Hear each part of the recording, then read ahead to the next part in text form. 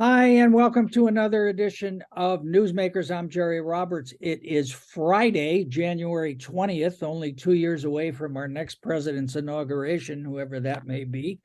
And I'm delighted to welcome back our all-star panel of top local journalists, particularly to welcome Callie Fausey from the Independent and formerly of the USF Foghorn as well, which is a really good paper, actually, college paper. And of course, the two masters of mansplaining from the Central Coast, Nick Welsh of the Independent and Josh Molina from Newshawk. Thanks everyone for being there. It's 3 years, believe it or not, since COVID started. And we're still in the pandemic, of course. The daily average in Santa Barbara is down, but 327 people per week. And that's, low because we're not getting all the tests, and we've just become so inured to that, but it's over 40 people a day. But fortunately, we have vaccines, so the deaths are slowing down. So don't forget to get your vaccine. And that's my public service announcement for the day. All right, we're That was still in, pretty good. huh? That Yeah. was pretty good. Well, Ad libbed. thanks to Newshawk for their weekly report, which I cadged everything off of. All right, so we're still in the aftermath of the atmospheric rivers.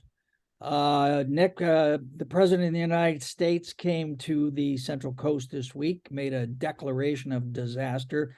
What does that mean for homeowners who, for example, may have suffered some water damage to their walls, cabinets, and now have to take them out so they don't get mold?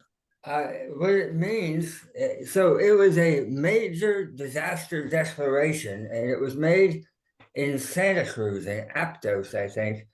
And people, when you say, what is the Central Coast, people could think any number of places. It's pretty amorphous. Thank God it wasn't in Montecito. But what it means is that it's up to $42,000 for anybody as a sort of direct grant to cover personal mayhem to your home, your car, whatever you have that got thrashed and trashed because of the storm. The federal government, if you put in a claim, will cover 41 grand of it. After that, it becomes a loan. And I don't know if it's an interest-free loan or not, but for a lot of people, I think there's somewhere like 55 people who or families who were displaced because their properties were rendered uninhabitable or damaged. Somewhere in that ballpark, they would be needing to find new places to go to get their places fixed. So that'll help them out. Do we have a estimate of the damage in Santa Barbara County yet? Not that I know about. It's I spoke with somebody in the county supervisor's office, and they were saying this one could be the worst, just because of how extensive it was. It was pretty much countywide, so there's nobody dead, but a lot of roads got totally thrashed. Was it like 350 acres of ag land got wiped out? So there's a lot of fixing up that's going to have to take place. All right, Callie, let's talk about the effect of the storm on the water.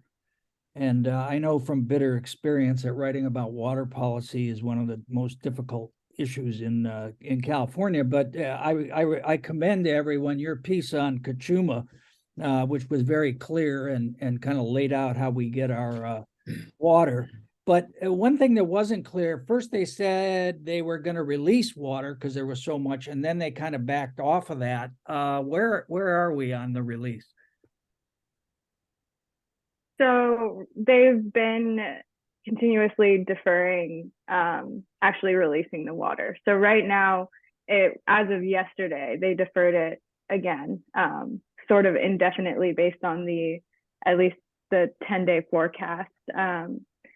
So they just want to make sure that Cachuma stays at 100% capacity, and it's not even there yet. Right now it's at 95. So we have to wait for more rain, essentially. But I mean, it's pretty remarkable that it's at 95. I mean, when before the storm, when it was what 30, 36, something like that. Yeah, about 30%. Yeah. And you quote Supervisor Bob Nelson, who represents part of the North County. He's concerned about the releases. Why? I think Nick can speak to this better, but apparently in the past, releases or, the water going through the spillway has caused flooding and damage downstream. But like I said, Nick could probably speak to that a little bit better. Yeah. All right. And that is the last question I have on this. So does this mean we don't have to conserve water now? Can I take a longer shower? So I asked this question to a lot of the city and county, water managers, and they all reiterated that water conservation has become sort of a way of life for Southern Californians, including Santa Barbara. So they recommend to still conserve water, use water efficiently, don't overuse water, don't take longer showers than necessary, because we want to save the water and protect the water that we have now for when we don't have it. Right. Callie, are you aware that it takes 6 gallons of water to grow 1 almond? This is something I've been ranting about for 10 years. So I suppose nobody's recommending we stop almonds. They never do. All right, Josh, housing, on the housing front, you've been bird dogging the controversy, I guess, at La Cumbre Plaza about the housing there. There's a new player this week. We had the what is it, the Taylors, who were going to do the Macy's side. Now somebody's going to do the other side. What's new with that? Well, one of the reasons the Taylors, Matthew and Jim Taylor, are working so hard so quickly is because there's another project for the people who own the Sears side of La Cumbre Plaza. They are a couple of old families, Santa Barbara families, and they are working with a Flagstaff, Arizona residential real estate developer. The actual name is Riviera Dairy, working with Alliance Residential Company. And what I've been told by my sources is that they're working on this SB 330 bill, and they're talking about at least 500 units separate from the Taylor project.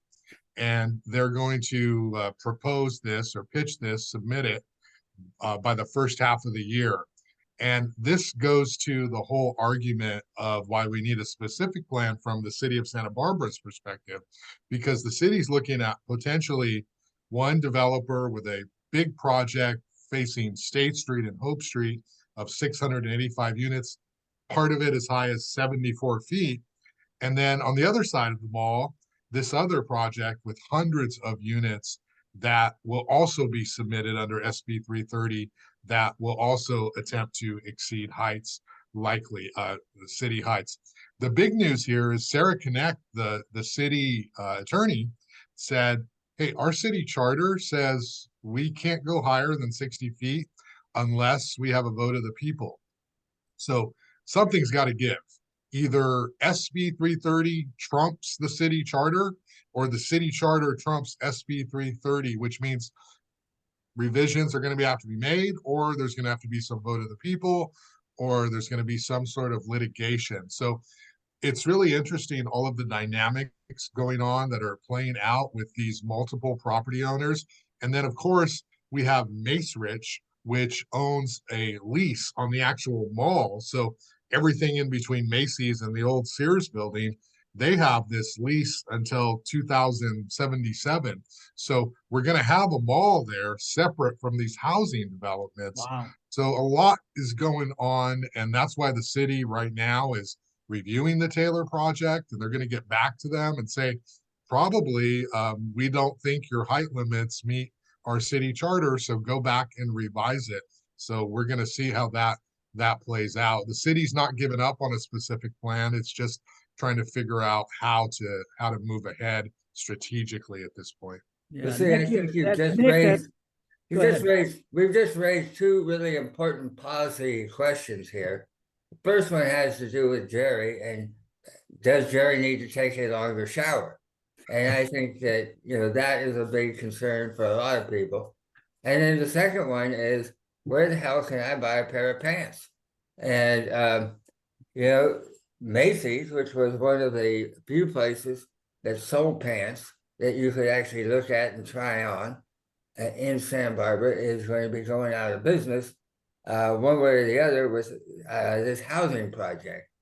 And I think that it's inevitable there's going to have to be a court battle here over, does the city's charter and the 1972 ballot initiative that said our height limit is 60 feet, no more, does that trump the state housing law?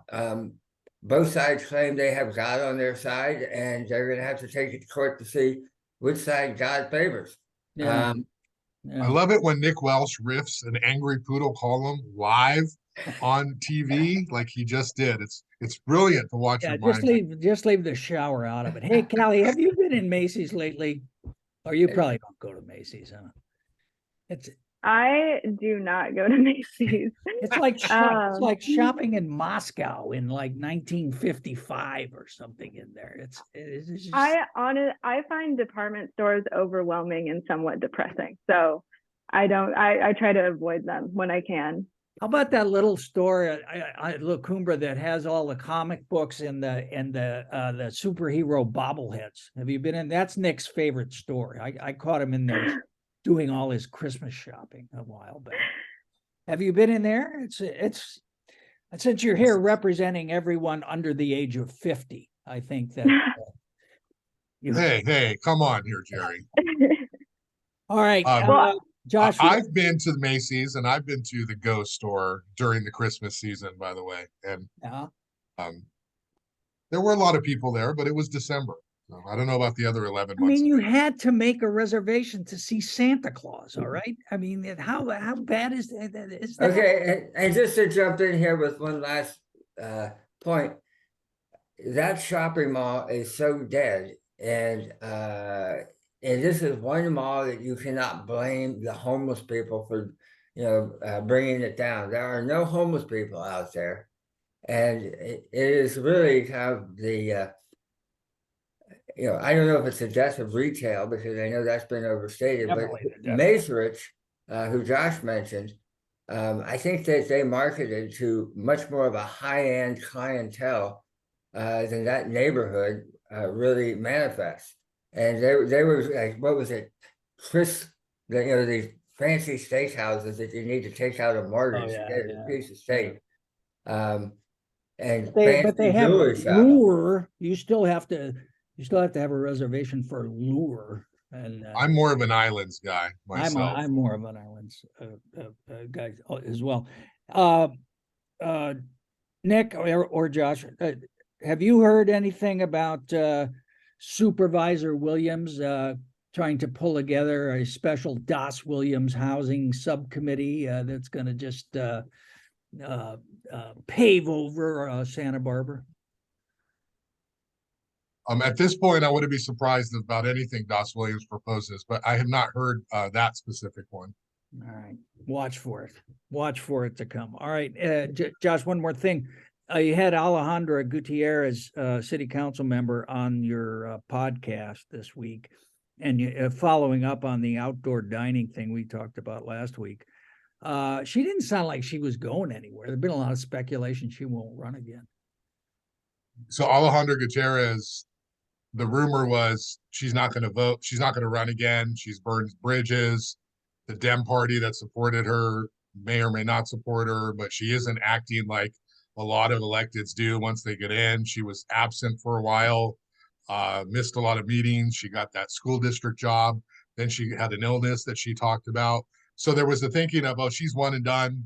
She had the extra 5 years year because of district elections. But I did get the sense that she's probably going to run again, that she is who she is, and she'll appeal to her district, and probably is a little bit more mature politically in terms of how she'll approach her campaign than the last time. And sounds to me like, yeah, she's going to run. I mean, let's be real. Who are you going She's to more run mature. You against mean her? she's not going to hire Wade Cooper this time?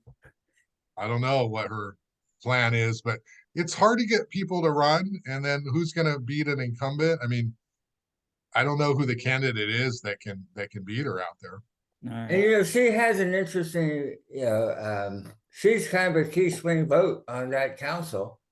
And she's got an extra year on her term, and there's no big hurry.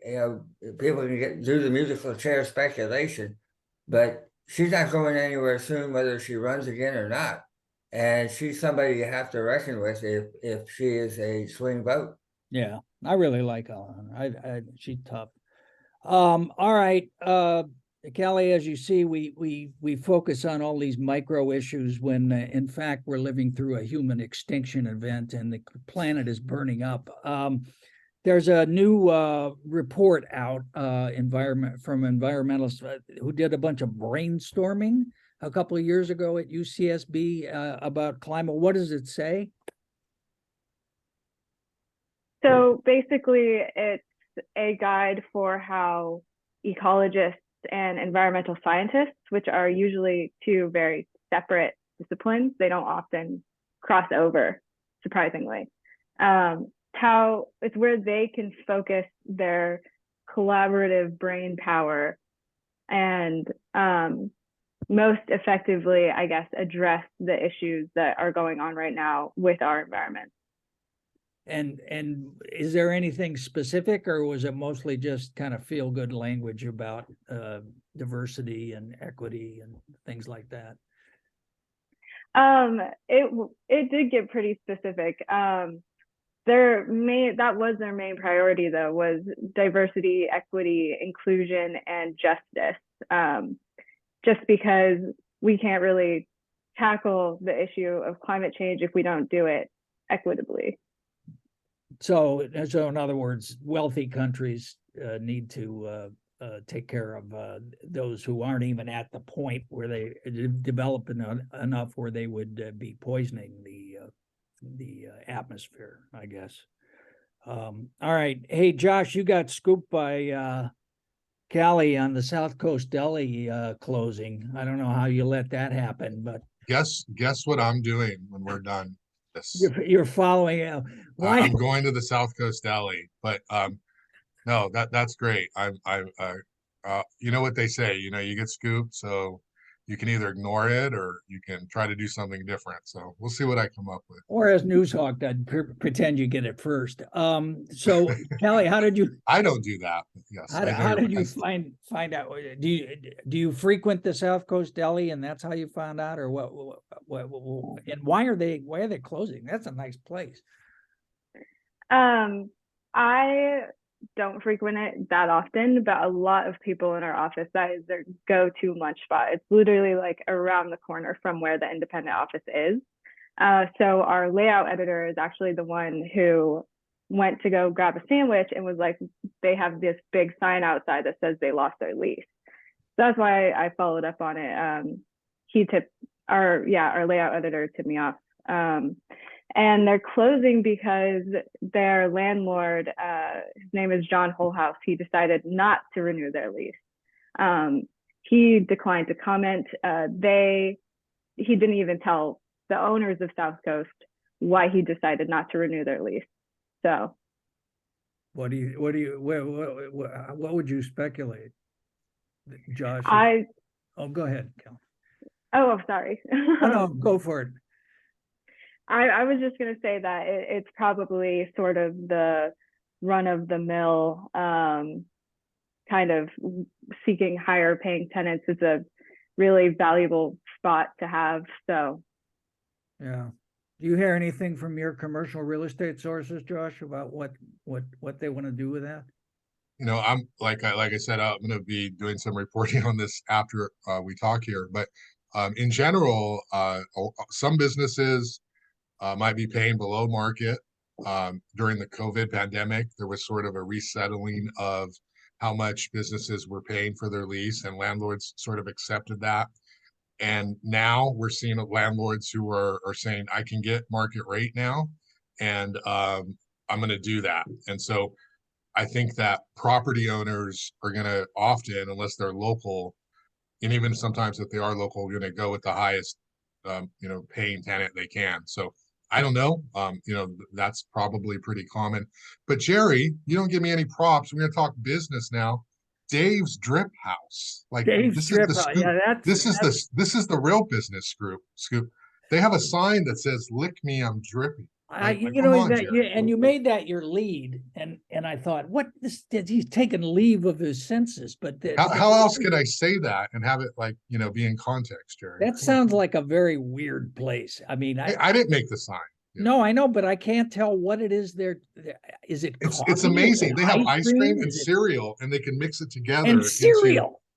You don't have to have the cereal. It's Dave's Dogs, and now they're doing ice cream. Wait. They're going to be printing money next to San Marcos High School. Is that where they are? Yeah. They're in the Turnpike Shopping Center, right next to Lighthouse Coffee, right next to Jersey Mike's, a very vibrant. Oh yeah, shopping. no. So they got rid of Dave's Dog out there. Wow. No, Dave's Dogs is still there. He expanded. Okay. So across the way from Dave's Dogs is Dave's Drip House. So this is going to increase obesity rates in Santa Barbara County. It's going to add to the epidemic of diabetes. At least it's not a cannabis farm. Come on. Yeah. Ice cream. Cardiac arrest. Mental numbness. Uh, Disguised in California coolness. yeah. Callie, I mentioned earlier it's Inauguration Day, and will be in 2 years, was 2 years ago. And of course, when Trump was first inaugurated, we had the National Women's March, which has now become an annual thing. It's happening this weekend. But what's been the effect of the Hobbs decision, Roe v. Wade, in terms of the thrust of the march? You had an advance on it in the paper. So basically, the huge calling card for this year's march is bigger than Roe.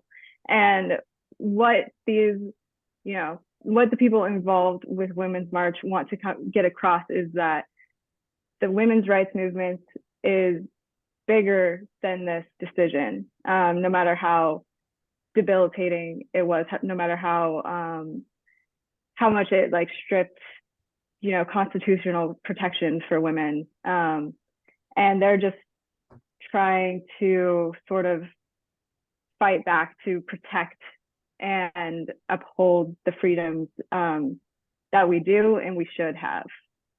Yeah.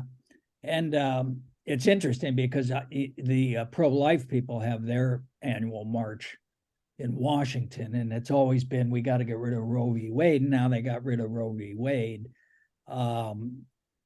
It'll be interesting to see to what extent they're now pushing a federal ban on abortion, because I think that's, everybody on that side said, oh, no, I'll leave it up to the states. But Mike Pence, among others, who's running for president, said that's where we need to go with it this week, speaking to some religious group. So I think more to hear on that issue. Josh, you have to remember that Mike Pence, I think, famously said that he never met with any woman alone if his wife wasn't with him. Right, never had lunch with anyone. He never had lunch with other women unless his wife was there with him. He, I suspect, represents a very ardent Christian fundamentalist. Which is basically the base of the Republican Party. I think that a lot of Republicans are really pro-choice, and I think in Santa Barbara County, a lot of Republican women, especially, have a long tradition of being pro-choice.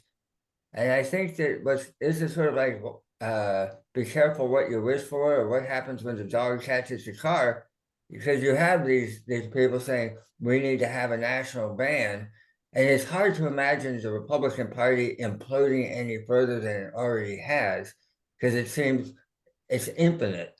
But I think this one could really take it to the next degree if they really push for this. Because I think it's like, okay, that's a nice slogan, and it's a nice to have you people angry on our side, but if it gets close to actually becoming real, I think the consequences of that will be catastrophic. Well, it'll be interesting. Yeah, I was reading the LA Times Politics newsletter today, and there's new studies of the voting in the midterms, and everybody's, what happened to the red wave?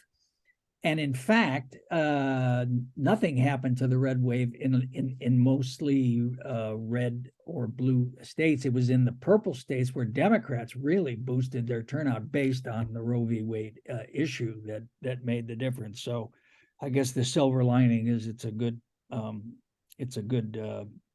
motivator for Democrats. Josh, we don't have any sand left on our beaches, but at least we have the Arts and Crafts Affair on. Is Saturday and Sunday or just Sundays? Just Sunday. Yeah. So they have been looking at ways to increase participation. There's been a decline in the Arts and Crafts Fair from their heyday. And so they're looking at ways to increase participation and more integrate with events. So it's one of those things where it's working its way through committee and then the council's going to vote on it. But essentially, I mean, it sounds kind of weird, but it's actually super important. But they're allowing the crafts and the paint and the art to be integrated, because before it was sort of one side was this, another side was that. So it makes it a more uniform thing. And they're allowing digital prints. So originally it was just originals, and now they're allowing the artist to print them and be able to sell those. So they're making some little changes in order to increase participation. That world is really interesting. Nick Welsh could do a credible story on that. Like, it's very competitive, the spacing, the spots, who's coming, who's going, and really location is everything. And so they're trying to figure out a way to make it more inviting to people. And also, there's these other people, these vendors who've set up across the street on Cabrillo Boulevard that have been competitors. And so they kind of have done away with that as well. But it is all coming to the council for a vote soon. All right. And finally, Nick, David Crosby, great icon of the 60s and I guess 70s, died this week, 81 years old, a longtime resident of Santa Ynez. What's your take on it? You and I are the only ones old enough to have sat around getting our swirl on and listening to "I Almost Cut My Hair," which is, I guess, one of his totemic tunes. What do you got to say about him? I'd say he had a great run, and about 30 years longer than anybody, including himself, thought he possibly could live. He, in the 90s, I think it was, he had to get a new liver. He was an amazing singer and an amazing songwriter and musician. He was an impossible human being, and he believed in flaming out. He spent time behind bars because he had a fondness for guns and cocaine and alcohol, which rarely is a good mix. But he's been a lifelong resident here, and aside from sort of jumping into the "I hate the Chumash casino" movement back in its heyday, he hasn't really gotten too involved in local politics and things. He's been pretty low key. He's not like Jeff Bridges, sort of, Mr. Celebrity, who really is involved in community affairs. He just enjoyed the hell out of Santa Barbara, and he's really, truly had a great run given his appetite for self-destruction. And he was going to do an anniversary concert for the Libero 150th anniversary, I believe, of the Granada Theater. I was amazed to read that it's the oldest operating theater in California and the fourth oldest in the country. Hey, and I haven't had a chance to read Joe Woodard's appreciation of Crosby, but I imagine it's pretty good. Yeah, he did a great job. People should look for that too. All right, we gotta go. Callie, you gonna be covering the Women's March on Sunday? Yeah, Saturday. Is it Saturday or Sunday? it's Sunday. Sunday, okay. And what time is it and where? It starts at 11 a.m. in De La Guerra Plaza, and then the march will start up State Street at 12:30. Okay, all right. Josh, are you expecting Deborah Schwartz to appear at the Women's March this year or not? What do you that was a cheap shot. Who do you have on the podcast? I have the man, the myth, the legend, even Nick Welsh is going to watch this one. None other than Warren Butler. Oh, This is going to be great. We're going to talk outdoor dining and Wolfgang Puck and whatever other glitz and glamour of his restaurant lavish lifestyle past he wants to. The Elephant Bar. What was it he was going to put in there? Flightline. Yeah, Flightline. That's right. Nick, what do you got going? 87,000 things at once. It seems like it, yes. What's coming up? Anything important coming up at the county? There is a couple of things at the county. One is how do you fast track housing applications so that they don't take so long through the environmental review process. The other one is sort of a big sort of annual homeless action plan that is the timing is nice. This coming week they're going to have the point in time count where about 350 volunteers go out to every census tract in Santa Barbara County trying to count homeless people. All right, fair enough. All right, well, thank you all. Callie Fausey, thank you very much for joining us. I hope you'll come back soon. You did a great job. And Nick Welsh, Josh Molina, I know you'll come back soon. We didn't even do a great job, but we'll still be well, back. but it's, you're institutional. Think of it. It's more like that. You say I should be institutionalized? I think that's what he said. Go All Cowboys, Jerry. Sorry.